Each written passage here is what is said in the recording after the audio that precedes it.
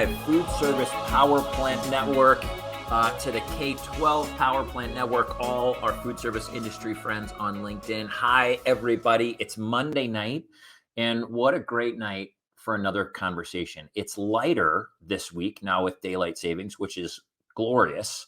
We're outside more. It's wonderful. After this, instead of huddling in, I will take the dog for a walk after tonight's conversation, which is great.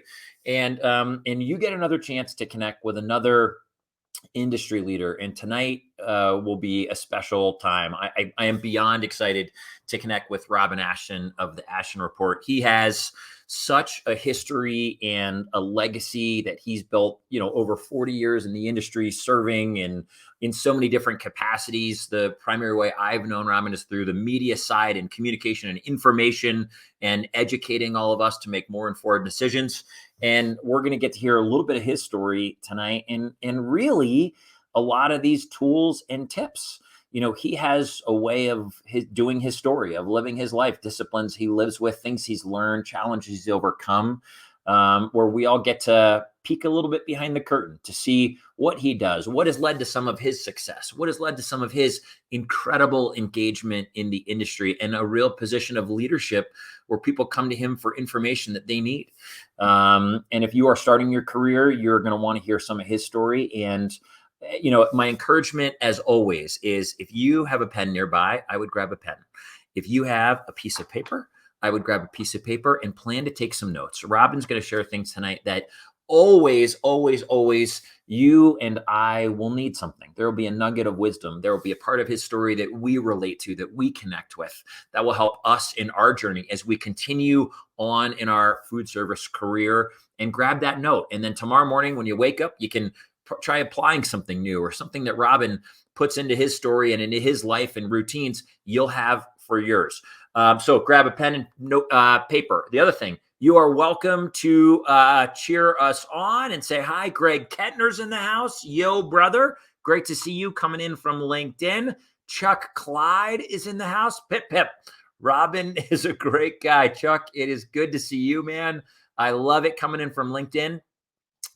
Someone else coming in from Facebook. You know what I'm going to do, by the way? I am going to just go on Facebook so I can see who's commenting. If you go to StreamYard/Facebook, if you're coming to us through one of those platforms, you can go there and you can type in your name and we will see who you are. Otherwise, I'm going to go in right now. So if Robin and I are talking and you think I'm just like texting my buddies, I'm not being rude. I'm looking to see who you are so we can acknowledge you. I want to do that. I want to thank our supporting partners, people who've said that this content and information and positive mindset tools are valuable. The Zumba Group and FENS, they're doing a great job supporting us in this positive mindset messaging. The Crave team and Chelsea building our website and helping marketing. They said, how can we help to get the word out? Thanks to both of you. And I can't wait. I am in. Oh, Rob Connolly. That's who that is. Rob, wave right back to you, brother. It is good to see you. Chuck, thanks for being a part of this. This is so stinking awesome. Let's go find him. The man, the myth, Robin Ashton. Hey, Robin. Good evening. Yo, brother, how are you? I'm good. This is only like turnabout is fair play because how many times have I seen Rob Connolly in one of these? Okay, so he'll get to ask some fun questions and get you back tonight. Rob's done this like 3 times, I think. He's been on this with me. It's been great. We're having fun, and it's a great honor actually to be partially supported by Maureen and the folks at Zumba Group, who I competed against forever, and who took over my original equipment magazine and did a really great job with it. So we want to thank Joe and everybody at Nick and everybody at Zumba is just like with the ENS business generally, most competitors are friends. Not all, but most are friends, and I consider them friends as well. So I love that. Yeah. Okay, so ask me questions. Hi, Deirdre Flynn. Deirdre Flynn is watching you, Robin. Just an FYI. Same deal. There we go. Kevin Coachman. Hey, buddy. Good to see you. Okay, first, so the Ashton Report. So many of us. That's how I got to know you. I didn't Sure. know you in any of your previous capacities in the industry. I'm still relatively new to the Yep. industry. I mean, 13 years or so. Yeah, that's young in this business Right. You're right. You're right. from a career standpoint. Yeah. So tell me why. At what point in your journey were you, and what was a little bit of your story to say, you know what, the Ashton Report is my thing. This is what I want to do and how I want to serve the industry. Okay. Well, some of the people on this know this story, but for those you don't, um, I've been doing. I'm really a media person.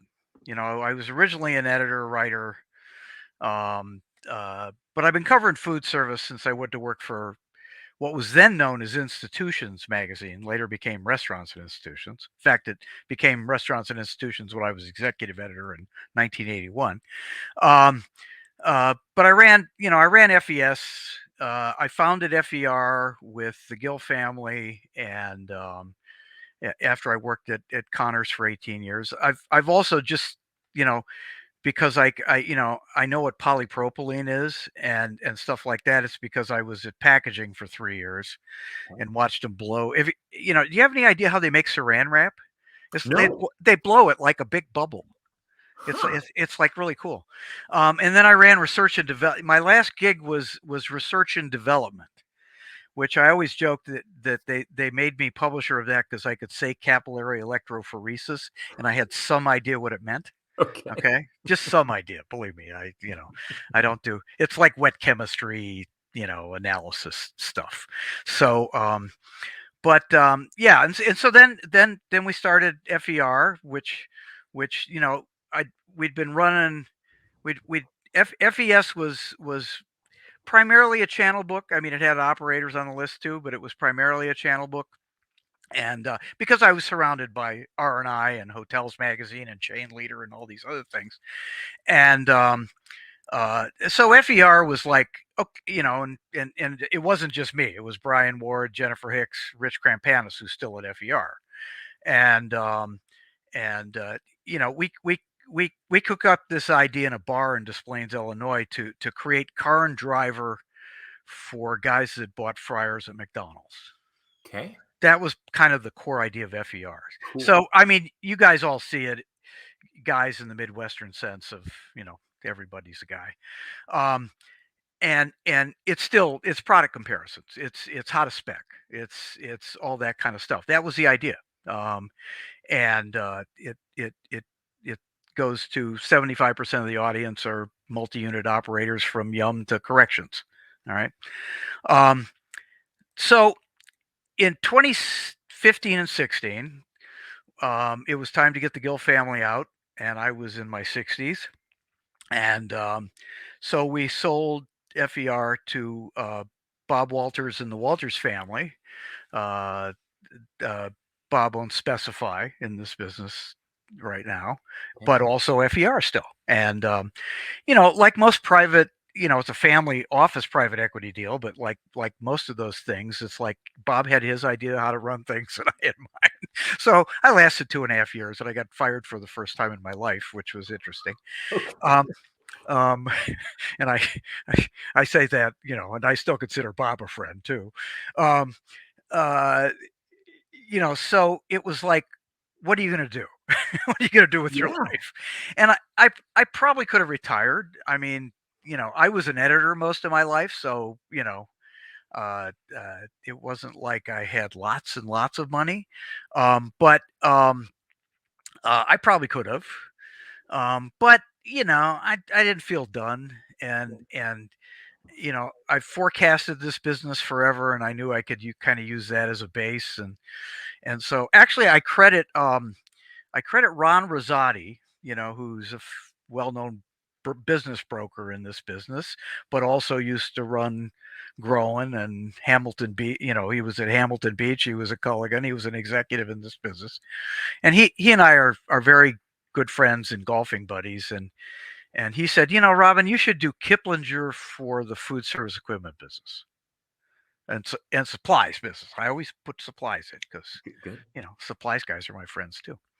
And so the Ashton Report kind of became that kind of what they call in modern media now curation and commentary. in, Sure. in other words, what when I was an academic and I did this in my front room instead of my attic loft like I normally do, because the fact that all these books are behind my head is I had a career before media. You know, I was what we jokingly called each other professional readers of books, Okay. which meant that I was in a doctoral program in comparative literature, and I always wanted to teach college from like the time I was, I don't know, 15. Okay, Cool. and I actually, you know, was pursuing that, and there were no jobs. So anyway, what do you do, you know, when you're got a master's degree in comparative literature and you have to support your wife who's at the your first wife who's at the Culinary Institute? You know, you become a journalist. You know, what else do you do? There you go. There you go. You write high school sports for the Poughkeepsie Journal, you know, and stuff Wow. like that. So anyway, so that's kind of how I got started, and that's kind of how the Ashton Report, you know, kind of ended up as the end part of my career. I See, love I told you this could go on, you know. it's all right. We're having fun. This is great. First, You can't get me started. let me Okay. honor a few people here. Marty Sure. Monet, one of my favorites. He's talking about you here, Marty, hello there. and one of the few guys still active who's older than me. Well, yeah, Um, I am. I'm older I than Marty. love that you guys are both still contributing in like unbelievable, amazing ways. Dave B is in the house. Dave Brewer, Robin, clearly one of the greats in the food service industry. He's younger than I am too, but he keeps talking about retiring. I'm not sure it's ever gonna happen. I think his title changed when we were all at the NAFM annual meeting. I think he's now of council. Dave, you can confirm that if you are of council and if you can define what it means. I know we're all trying to figure that out. Vivian Kennedy's in the house, does one of the best. Oh, how cool is this? I love it. Rich Malachi. Hey, Jason. Hey, Robin. Yo, Rich. Yep. Boom. Hey, Rich. Fist bump. And then who is this? This is this is our buddy Charlie Serrata. Love to hear you tell the story about your acceptance into college. Yeah. Into college. Yeah, is there a story there? Yeah, yeah, there is. I didn't graduate from high school. Okay. I have a 12th grade equivalency degree. Okay. Um, that's a funny way of telling. I was an early entrant in college. I went to a little reactionary experimental college called Shimer. That's Shimer, Okay. which still exists as part of we merged it with, and I say we because I was on the board for a while and I helped start the alumni association and various other things, with North Central College in Naperville, where Charlie lives. Charlie Okay. Serrano. Okay. And um, um, but it was owned by the University of Chicago in the 40s and 50s, or maybe 30s, 40s, and 50s, and they had put the old University of Chicago undergraduate education curricula into Shimer. And the easiest way to describe that is it's everything original text, everything discussion method. So you take a physics course, you don't read a textbook, you read Newton Oh wow. Wow. or Galileo or Heisenberg, you know, the quantum mechanics, nuclear physics stuff. And I can't, you know, you didn't have to do the math. I couldn't do a falling body problem to save my life. I never even took a calculus class, so it would be really hard to do that. Sure. But you ended up with the concepts, but you also knew a little bit about everything. And the other thing is everything was discussion method. So there were no lectures, no, you all read the text, including the teacher, and the closest thing to it is St. John's in Annapolis, Okay. which is a great books, the other major great book school in the country. Wow. As they're called, great book schools. And so, um, you know, I was bored in high school, and I saw, I was in Chicago, and Shimer was in Mount Carroll, Illinois. So, and it was fairly well known. I mean, it was got a lot of press in the '60s. Is a different kind of school, and had kids from all over the country, and so you know, they let me in at, and I was kind of, I was an older kid in my class, so I was 17 when I went to college in 1967 during the Summer of Love. Okay. Um, it was an interesting time. Let's just put it Is that there way. another story out of that one? We can't talk about things that I could probably still get arrested for in the state of Illinois. I Yeah, don't know. we're LinkedIn. I could get banned by LinkedIn, I think, permanently if we go Yeah, certain yeah, places. yeah, Yeah. yeah. Okay. Good. Good call. Good Let's call. let's just say I did inhale. Okay, so um, though I always preferred beer. It was interesting. Okay. Um, Oh, yeah, man. we all have our drugs of choice. Sure. Sure. So okay. So Charlie, does that answer your question? I think Hope Charlie. I think Charlie knew some of that question. I think he set me up. I love it. That is hilarious, Charlie. Thank you for asking. Chris Bean's in the house. Cheers, Robin and Jason. Hey, Can't Chris. stay long. Just want to join quickly, say hello. Wish I could listen, catch the replay. Chris, catch it. It's good to see you in that awesome LinkedIn picture popping up on our screen right now. I love it. I think this is Charlie. Charlie says, in short, you were a prodigy and you still are. Yeah, I think that's, I mean, Uh, I don't know if I could uh, do college just in a uh, discussion method of not having someone synthesize the information via text or a professor lecturing. I mean, that was so helpful to me. And then, yeah, to get in, to they go to college early at 17. they made, a lot of the guys I went to school with ended up as lawyers. they Okay. made great lawyers. Yeah, I'm sure. I bet. um and a lot and some of the rest of us became journalists Hmm. because it's the same skill set. you know you look at a bunch of stuff and try to figure out what it means, and Yep. and and I've always said that when I was in graduate school at SUNY Binghamton, and in comparative literature, um uh we had to write, we had to analyze Matthew Arnold poems, or my specialty was actually detective fiction, which is a whole nother story, but we'll save that one. Um, Cool. but when I became a journalist, and particularly when I became a feature editor for things like restaurants and institutions and stuff like that, it's not a whole lot different, except you have to talk to people, to go in and talk to a company and try to figure out what makes them tick, Yeah. than it is to read a poem or a novel or see a Hmm. play or something like, or a movie, and try to figure out what it means. It's the same kind of analytical skill sets. And of course, words are involved in all those things. So, I love those connections and the things that translate. I remember, my undergrad and my master's are in education because I was a history teacher. sure. And sometimes people say, well, you don't really use that. Well, I use it all the time, teaching and I, training and educating, et cetera. And I had a cousin once who he got his master's at Brown in English in uh-huh. writing, Uh-huh. and he went on to be one of the like 7 general managers of a Nike division. And he Yeah. goes, listen, if I can learn to communicate and use words effectively and understand how people are using words to me, that is, I can do so much with that. That doesn't mean writing. He never wrote a book, I don't think, but Yeah. these Yeah. things translate. Well, I'm an advocate. I'm a passionate advocate for liberal arts education.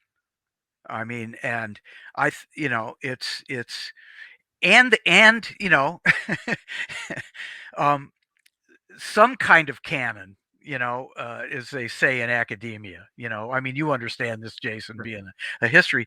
You know, d- you know, should you know who Homer is? Should you know who Virgil is, and Dante's Inferno, and things like that? Yeah. Should you know what Newton did with moving body problems. Yeah, you probably should.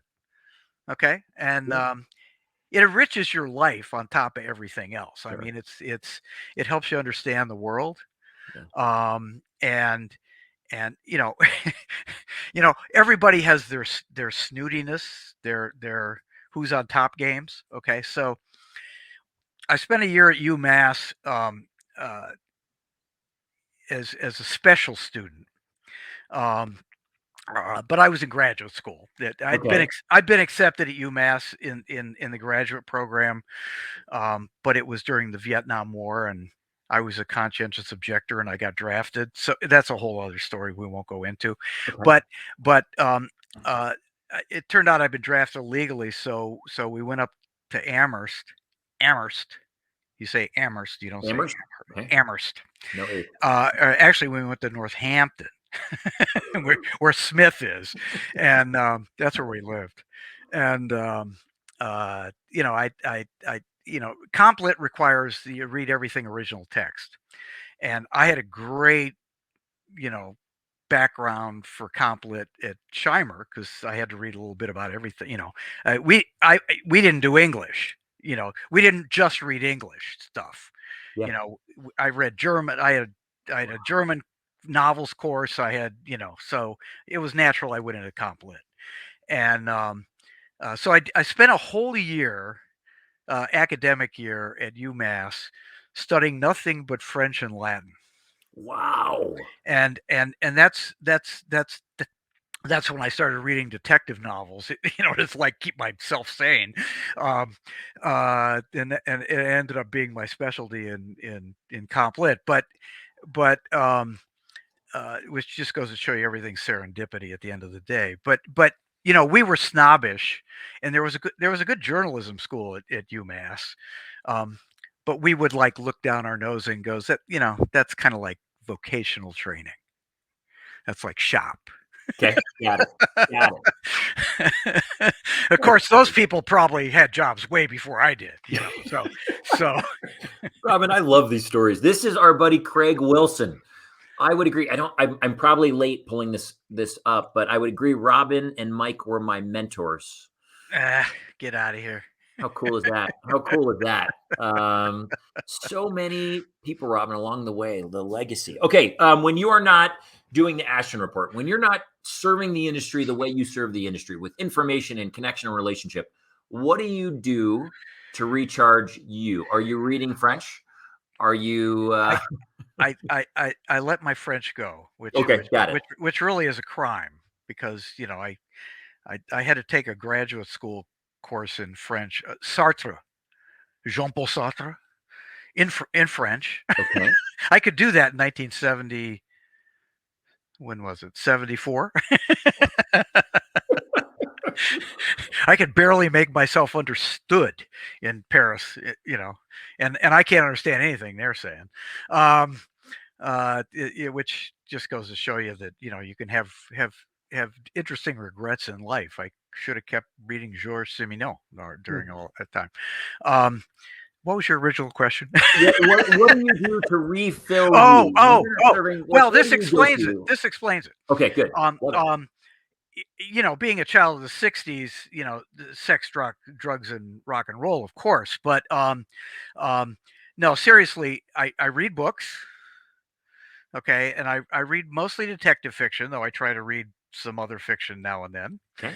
Um, I read history, um, and that tends to be it. It tends to be history, or or the like. But of course, part of the way the Ashton Report works is I spend my whole day reading The Economist, the Wall Street Journal, all the trade magazines. So so reading's part of it. Music's a really big part of my life, always has been. Hmm. I played trumpet for 5 years. I sang in church choirs and high school choirs, and I was in very, very minor garage band rock and roll bands. And um, I sit on the board of the Evanston Symphony Orchestra, a big community orchestra here in Evanston. Wow. Um, my dad was a big Bach guy and symphony guy, and he taught me that stuff. And I tried to convince him in 1968 that Jimi Hendrix Voodoo Child's Slight Return was just kind of a modern version of Prelude and Fugue in D minor. I never convinced him, but it's okay. I tried. So are you a Um, classical guy or like a CCR? everything, Everything. Got it. but I still live. I still listen to extremely aggressive, not metal stuff. I was never much of a metal person, but I do like extremely loud, dissonant rock and roll, um, of all kinds. And but I used to say that I didn't like the only two kinds of music I didn't like was polka and country music. But then Ken Burns reminded me that country music is really just folk music, and it all comes together. And as far as passions go, I mean, I tend at my very advanced age to listen mostly uh, to classical more than I listen to popular music, Okay. only because it's more diverse and in some ways more interesting. Because I've been hearing pop music since I bought Del Shannon's Runaway in 1961 or whatever.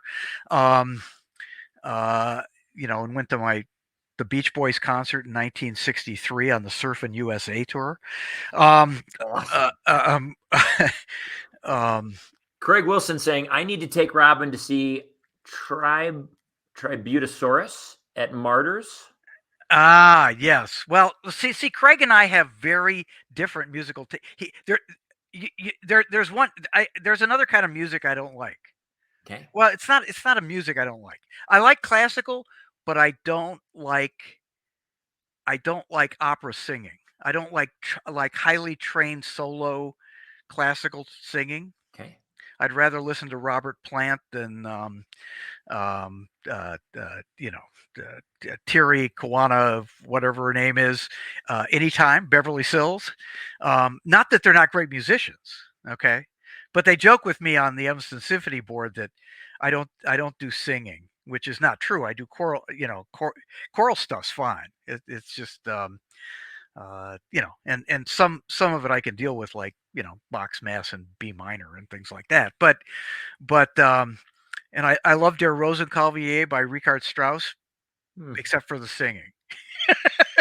And there's 4 hours of it, so it's hard. Craig loves musical theater. Yeah. I saw way too many bad high school productions of The Boyfriend, and Okay.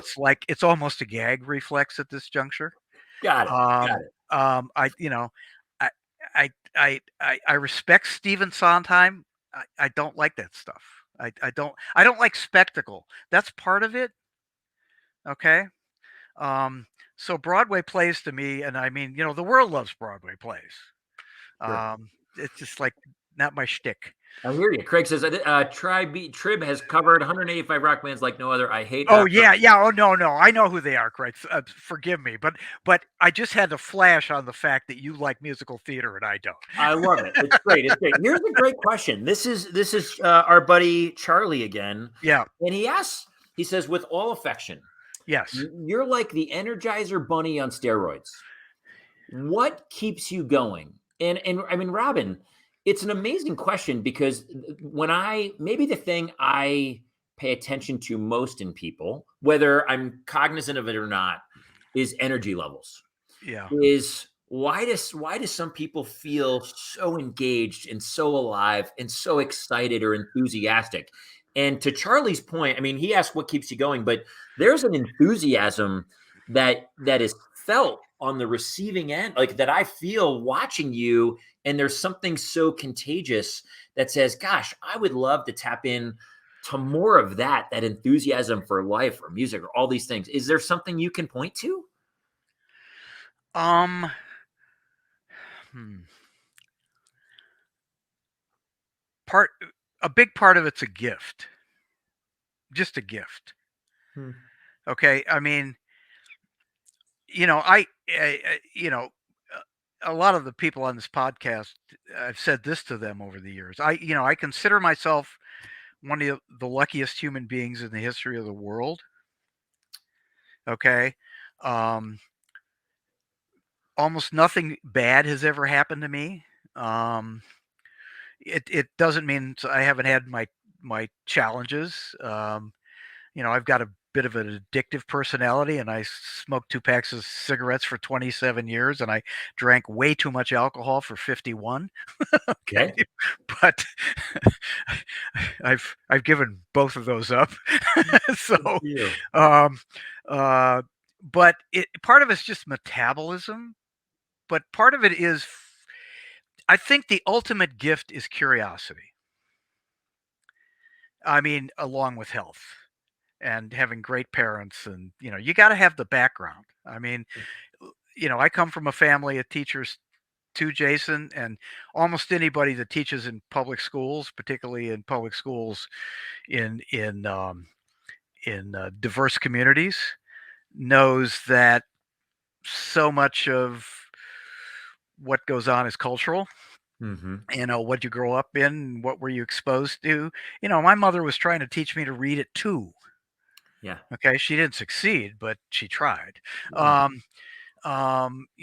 My dad exposed me to classical music. It's all that, but I don't know. Let me explain something I used to do as a kid. When I was a kid, and I'm saying 12, Okay. 11, 12, Okay. or maybe younger than that. My parents bought me the Golden Book Encyclopedia. You could buy it at Jewel. It was like one of those things at Jewel. You got a different volume every if you every time you went to every month or something, there was now we're doing C. Okay. Okay. And it was the Golden Book Encyclopedia. It wasn't Encyclopedia Britannica or something like that. um I used to read those under my covers with a flashlight because my mom was trying to make me go to bed, um, Wow. like cover to cover. Wow. It's just like, oh, bugs, those are interesting. you know, Yeah. um, there are fossils. Oh, okay, cool. And I feel that way about almost all kinds of stuff. And it was, working in trade media was like the perfect job for that. It's like, you know, when I was at FES, I got to go talk to a whole bunch of dealers and go to manufacturers' plants and stuff like that. And I got to see how things worked. When I was at packaging, I got to see them, think about how do they put spaghetti in boxes really fast without breaking the spaghetti. Yeah. I have no idea. Okay, well, I know because I went to the Prince Spaghetti Factory. Okay. Love it. Or when I was running research and development, it's like trying to talk to guys that invented machines that can count parts per billion. It's like Yeah. it's like so all and I'm very, if you hadn't noticed, I'm very social. I'm a very social creature. I like interacting with people. Yeah. And which is, not all writers have that ability. Sure. A lot of them are like, kind of live in their box, Yep. or live in their head. I tried to write fiction, like between the time I graduated from Shimer before I went to graduate school. Actually, I didn't try to write. Well, I tried to write true confessions stories.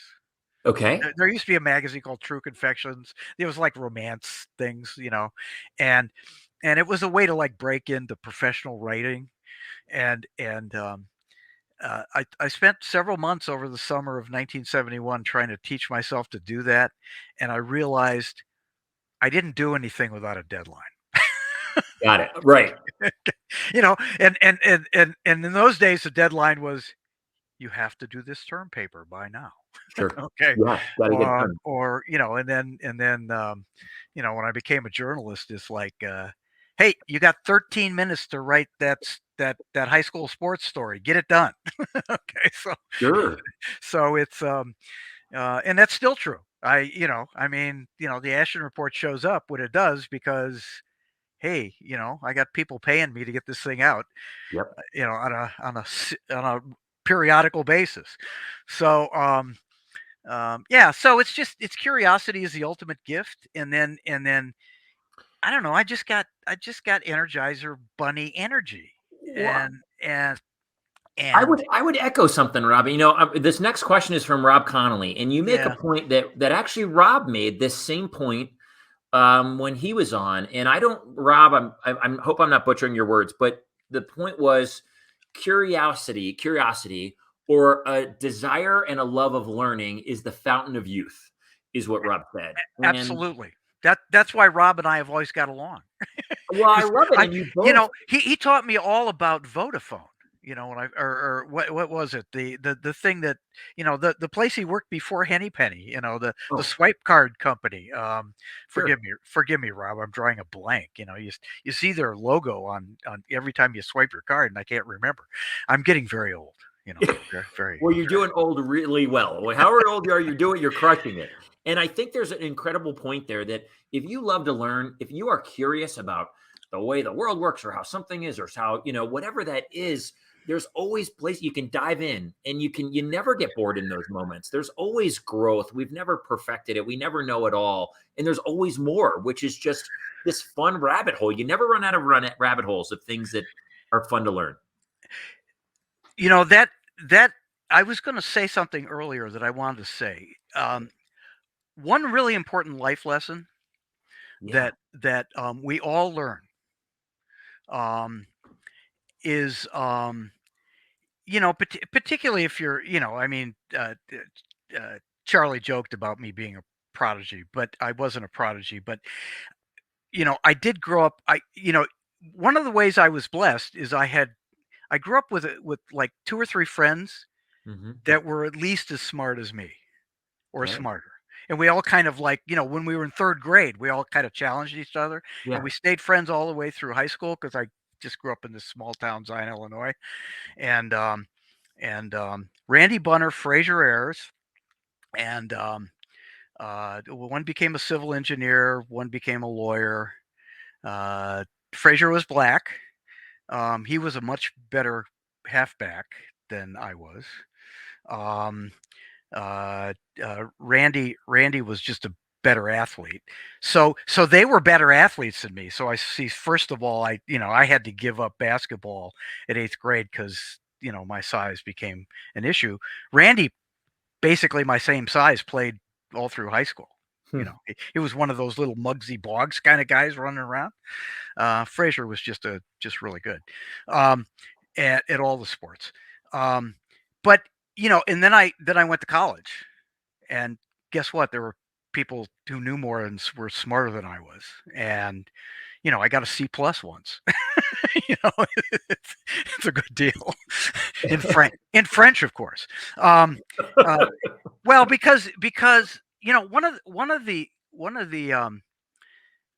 one of the dangers of being fairly bright is sometimes things are a little too easy, and so discipline is not the strong suit. Got it. Um, and discipline's important too. Yeah, It for really sure. is, and particularly if you're doing things like learning languages and you got to learn all those words, stuff like that. And Here's a, I oh, go ahead. Yeah, Sorry. Go ahead, Robin. yeah. So an important life lesson always, and I mean all of us are of an age. I think we've learned this. There's always somebody smarter. Yeah.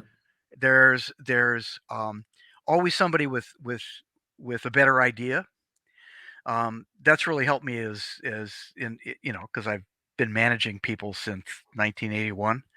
Um, and I'm very much a modern boss. From the standpoint of not very hierarchical. I don't. I always tried to hire the smartest people I could, and Yeah. not gave them help if they needed to, but I had my own job, so so go do it. Um, But those are important things. You're never the smartest guy in the room. There's always somebody that's got a better idea. Um, um, Well, there's so this idea of leveling up too, of whenever we want to grow in an area of our life, let's find people who know that world way more than we ab- do, who ab- are absolutely, whatever Eh, that is. that's really smart. Heck yeah. Oh, this is Rob. As it relates to our industry, Robin, what do you miss about the old days? And what do you love about the new days? Oh God, that's Great that's question, Rob. yeah, that's a great question. Um, I think I am having looked been in covering this industry. I'm not in the industry. I cover the industry. Um, I try to create value for the industry, but that's a different deal. I think it's just as interesting, and it has a lot of the same a lot of things have not changed. Hmm. It's a very big business that's and I've used this line forever. It's 1,000 people. Most of it is 1,000 people calling on 2,000 people. Huh. So it's a really big global business. And I mean, it's global because it's followed all the big customers around the world. Mhm. And I've got to do a lot of that. I'm going to write a story this week about Shanghai because, you probably saw they Mhm. postponed Hotel X. Well, now we know why. Okay, so Yeah. but I was watching BBC, this evening on PBS tonight, and they're showing pictures of Shanghai, and it's like, I think I've seen that street. It's a lot of fun.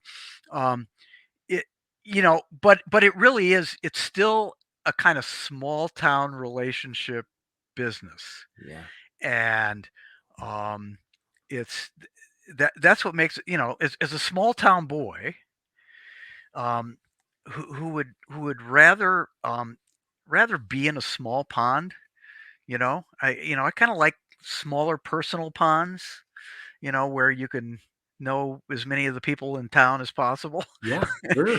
and I was at I ran packaging, and I hung out with Marcom guys at Dow and DuPont and that kind of stuff, and they were really cool people too. And but take packaging machinery, as it's called. It's packaging equipment. And Brewer, if he's still on, knows something about this because he ran a company called Landtech, was one of my big advertisers of packaging. Okay, Okay. so stretch wrappers. Okay, and um and and uh the packaging machinery business, and I'm sure Dave would tell you the same thing, not nearly as friendly. Those the competitors didn't like each other. It didn't. It wasn't.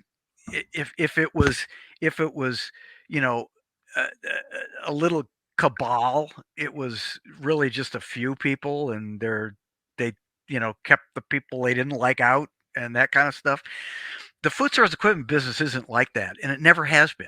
Huh. I mean, it's not that you know everybody likes everybody. That's not true, and it's not like everybody's always fair and ethical and above board. And I mean, Mhm. you know there's all kinds of stuff goes on in every market. But um and there's nice people and there's jerks, and every that's just human nature. Yeah, that's the uh, world.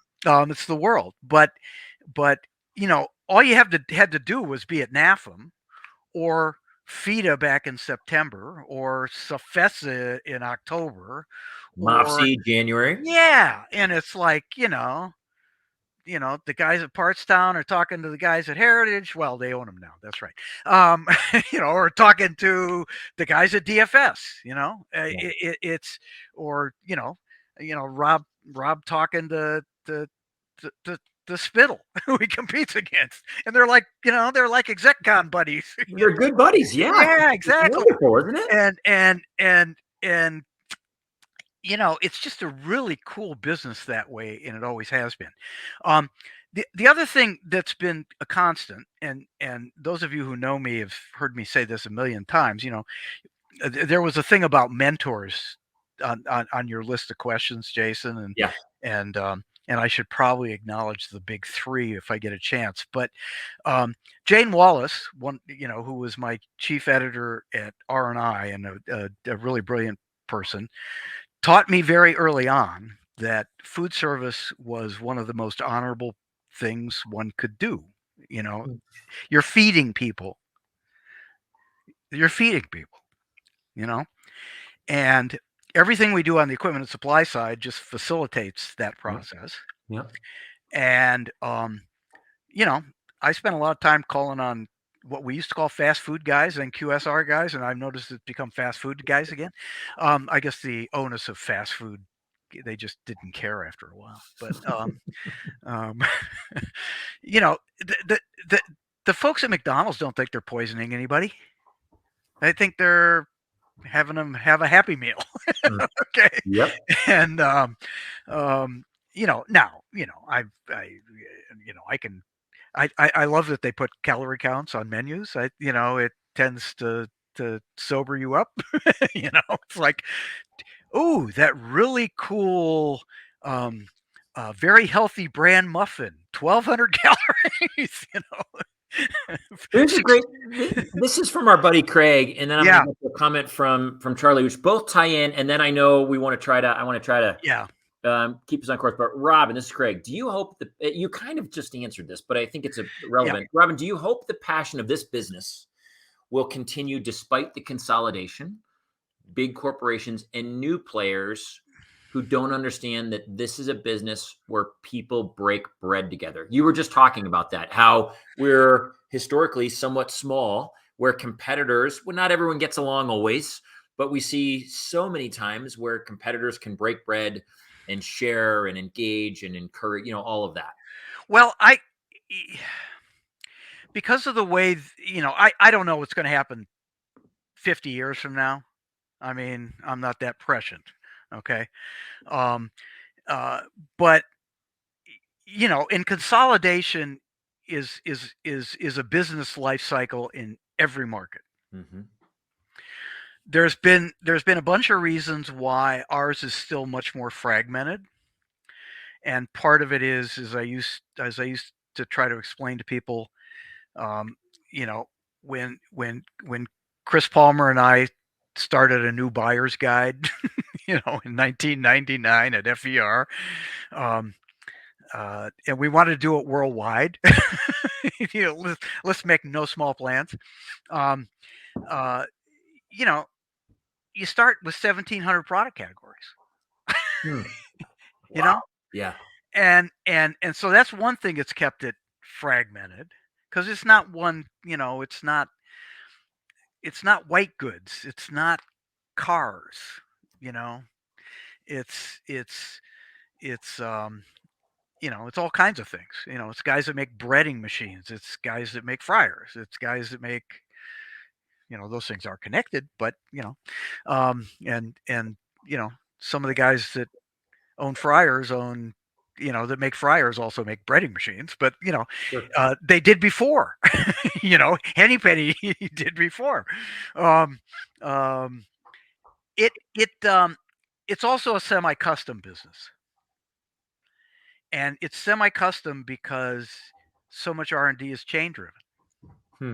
And you know McDonald's will put out an RFP, and guys at Henny Penny and Pitco and Frymaster and other places have to make up new stuff. Sure. And you know that opens it up in a lot of ways, but there's still somebody that needs a $900 fryer. Mm-hmm.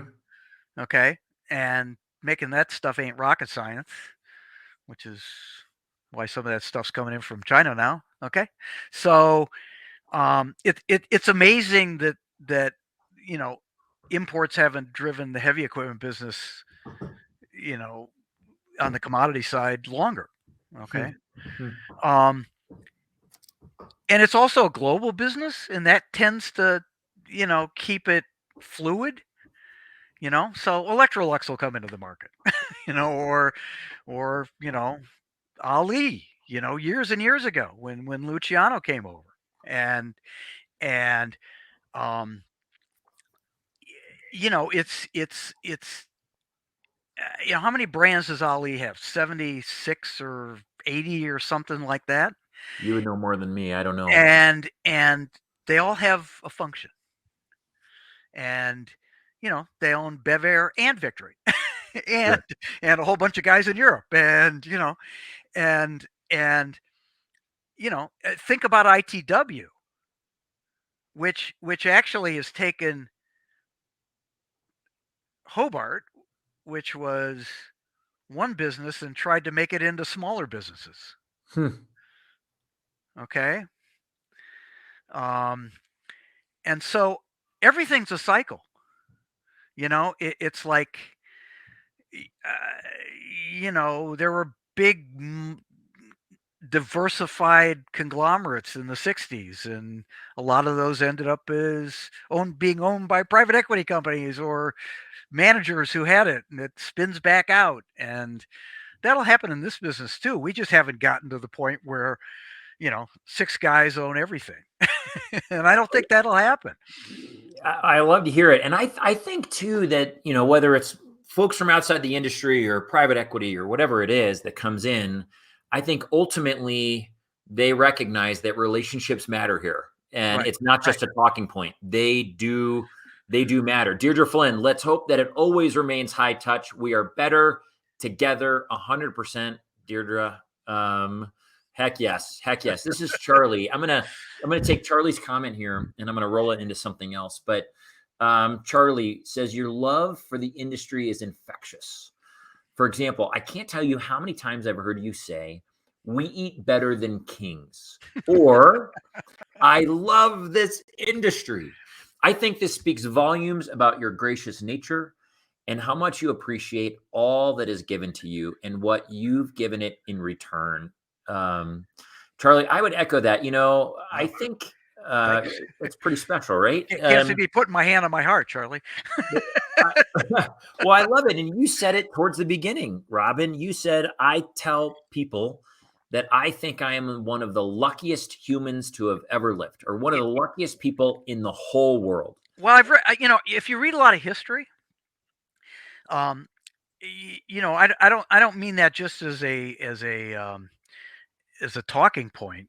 It's like, if you've read a lot of history, as I have, um, uh, things can, we've lived at the best place at the best time in the history of the world, in the U.S. in the 50s, 60s, and 70s. Okay, now we had the Vietnam War. Um, that was not fun. We had Iran, or Afghanistan, and Iraq, and we invaded Panama and other things like that. And I was in the Cuban Missile Crisis. I was in eighth. What was I in? 61. I was in, like, I don't know, grade school still. Okay. Yeah. And so I didn't quite realize how scary it was. Okay, so until later. But I'm not saying we didn't live in dangerous times. We did, but we made it through it, or most of us did. And um, but the technological developments, the I during the pandemic and all that, I said, hey, look, I was one of the first kids to get a polio shot. I got a Hmm. shot in, like, 1956, because you've probably most of you have read enough. Polio was, people were scared to death of it. They wouldn't let their kids go to swimming pools, public swimming pools, in the summer, and there was a lot of reason to be scared of it. It was a Sure. really nasty bug. And um and and so I've always said, because I was one of the polio vaccine poster children, that give me any vaccine you got. you know, I don't care if later on I grow horns. It's just like, give me that antibody now. Okay. Been there, done that. I'll put it in. Yeah. Yeah. So, but that's what I mean. I mean, all that stuff. I mean, look what happened during the pandemic. I mean, there's a big difference between what happened in 1918 and through 20, because that was a 3-year deal too. Till we finally killed off 60 million people, and people either got immune or they died. Um, um, what Pfizer and Moderna and BioNTech and all those guys did, and Johnson and Johnson did in what months? It's just it's incredible, and we get to fly around on airplanes. Um, get on a plane for Shanghai nonstop from Chicago. It's like, I think your perspective, Robin, to people who believe they've been given much, I think they love to give much. And to Charlie's point, you say, I love this industry. It makes volumes about your gracious nature. You believe you've been given much. You're one of the most lucky people in the world, and you give that back. And I know we want to wrap it up here in a minute. This is Joe Carcione. Robin is a legend, and Nemco and myself are better for being friends with him. Cheers, our friend. I love it. Robin, I reached out to a couple people. Just to say, I've only known you for a short time. I think we met maybe at FIDA for the first time in September. Yeah. The first time I met you, sure. And you've obviously had such an incredible influence and impact on the industry. And I wanted to find out what it was for people who knew you better than I.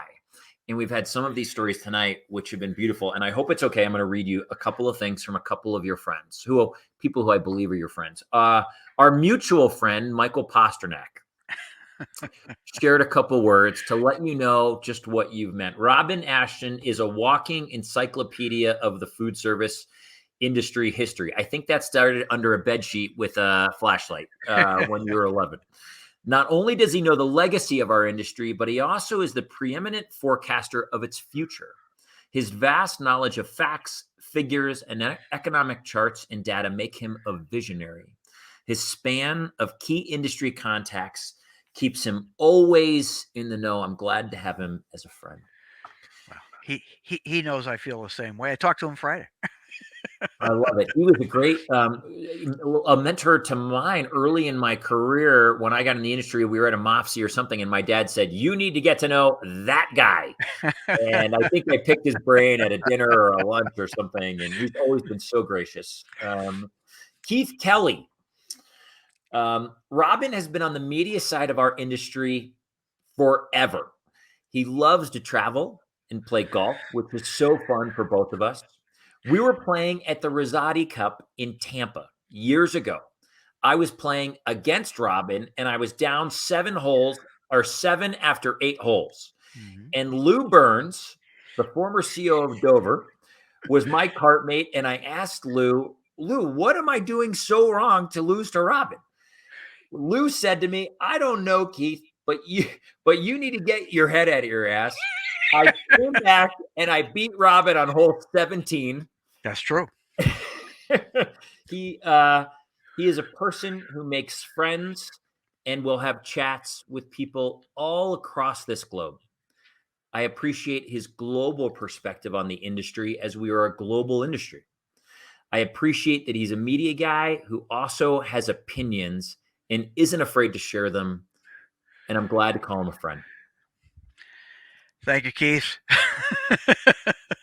The last one I found is your buddy, Ron Rosati. I've known Robin for 40 some years, and he epitomizes brain power in our industry.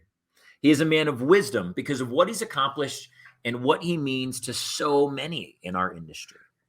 He's made great strides, both personally and professionally, in our food service world.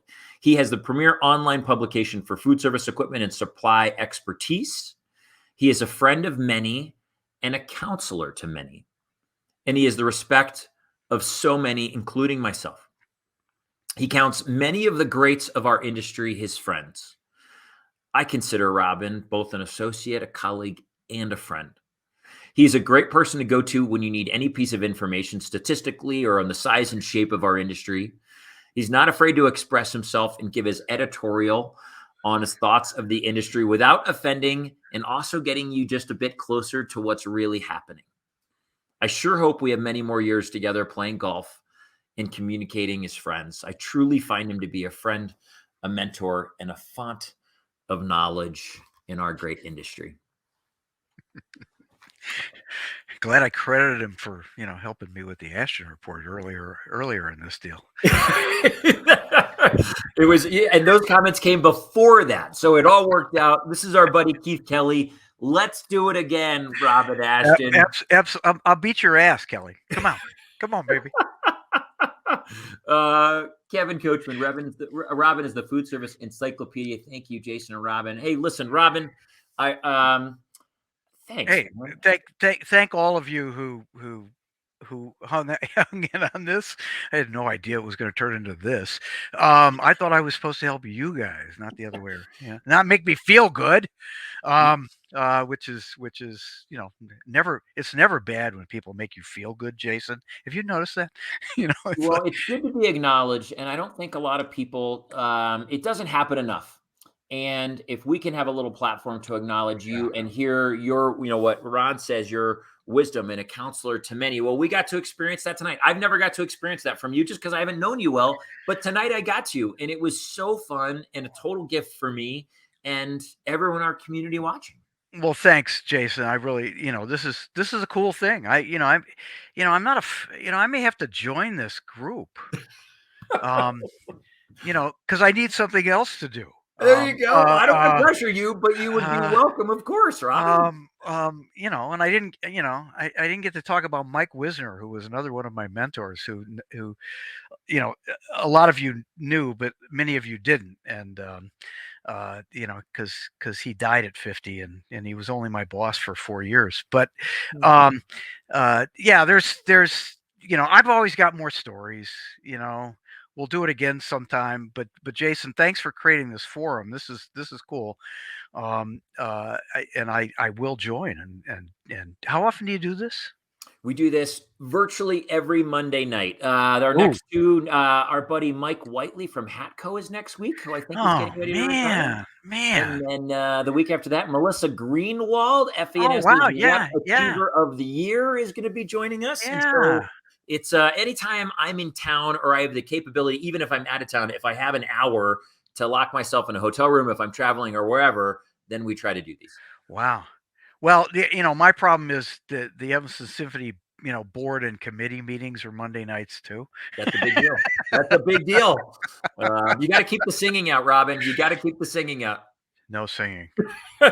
Hey, listen, to everyone watching, thanks for joining us. Thanks for being a part of what has just become an unbelievably special community of people who are committed to growing personally, professionally, people who are committed to supporting one another and encouraging one another. Remember, we are stronger when we do this together, to Deirdre's point earlier. As Deirdre said. Yeah, Deirdre nailed it. And, people who are committed to finding the good wherever we can. Yep. Listen, if you find yourself right now in a spot that's challenging, I want you to know that we all go through those times. We all have things in life that we have to think through, work through, solve. If it's particularly hard right now, know that you are not alone. You are not in this journey alone.